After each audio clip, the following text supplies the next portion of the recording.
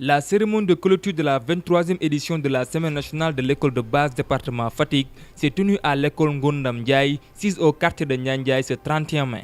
La cérémonie s'est tenue dans une belle ambiance en présence des autorités locales et acteurs de l'éducation. Le directeur de l'établissement manifeste sa joie sur le choix de son école.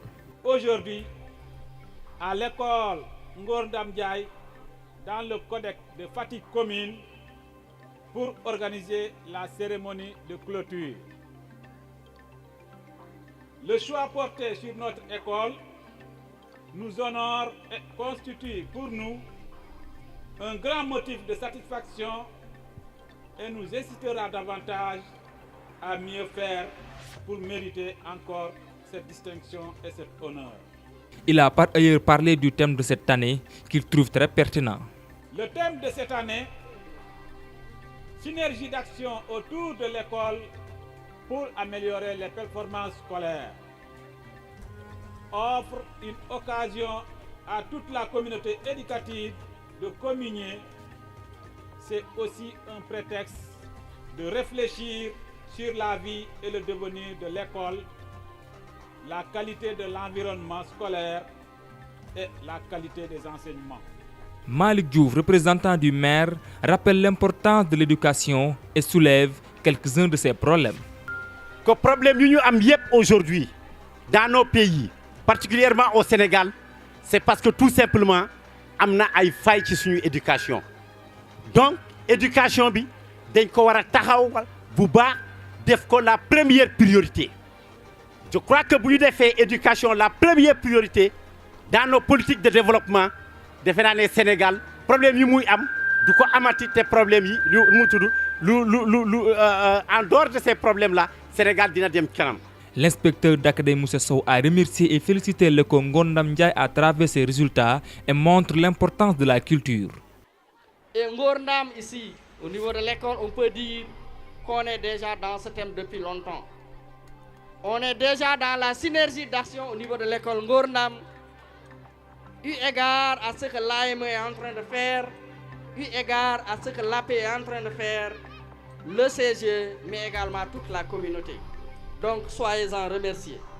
Je ne saurais terminer mes propos sans remercier et donner un satisfecit à la communauté Diola qui s'est produite, qui a donné un bon goût à cet événement, qui a finalement marqué de son empreinte cette 23e édition et montré du coup que la culture est au début et à la fin de toute action, comme le disait Léopold Sédar Senghor.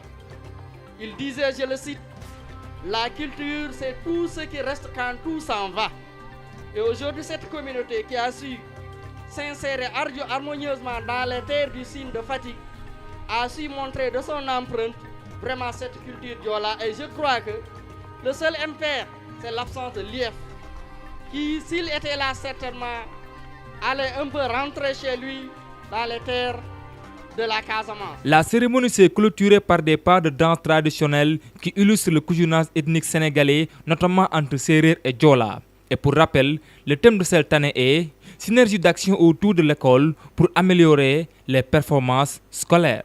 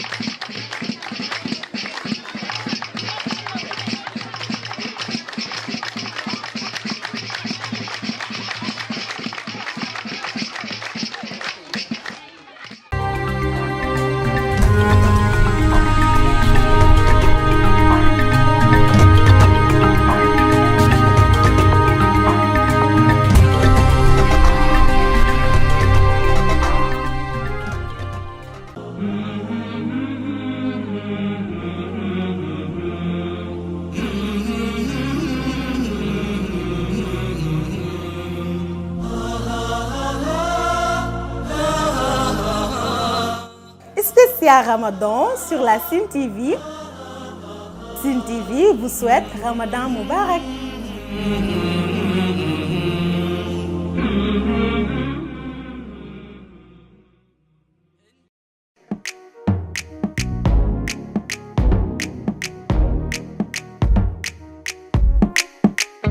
Sen TV partout dans le monde.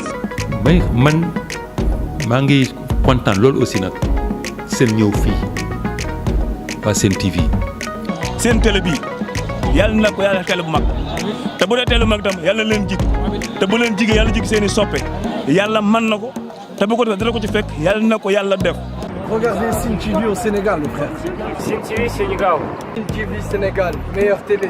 C'est la France qui vous le dit. Fatick mi ngi dund de mais informe du point de vue communication Sen TV nga def lu mu ci ayib. ne serait-ce que pour ça rek war na tax ba ñu jàppale leen bu baax ndax ñu mën a créer pourquoi pas une télévision régionale te defe naa loolu sax mooy seen mébét ñu dem ba am fi une télévision privée régionale boo xamante ne yeneen télé yi fi nekk ci dëkk bi duñ leen yóbbul dara. encore Sen TV nooy muy too saa nooy waayo. ñi nga xamante ne yéenay génn xibaar yi ba ñëpp di si teg seen bëttam yal na leen yàlla defal na may leen ndam may leen ay matuwaay yoo xamante ne fi ñuy dégg ñëpp dinañ leen fa dégg. Sen TV partout dans le monde. yéen tamit ñoo ngi leen di jaajëfal bu baax di leen ñaanal seen liggéey bi ci kaw si kanam rek.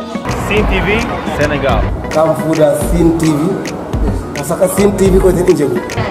Moi particulièrement je vous conseille de regarder Sen TV au Sénégal. salaamaaleykum asalaamaaleykum mbokk Sénégal wóoratul bañ a seetaan Sen TV man la Michel Perlo from Moscou mooy Passima Dream Sen TV ñoo ngi seetaan Sen TV. Kin ko ala cosaan a sidik maa ngay ngeen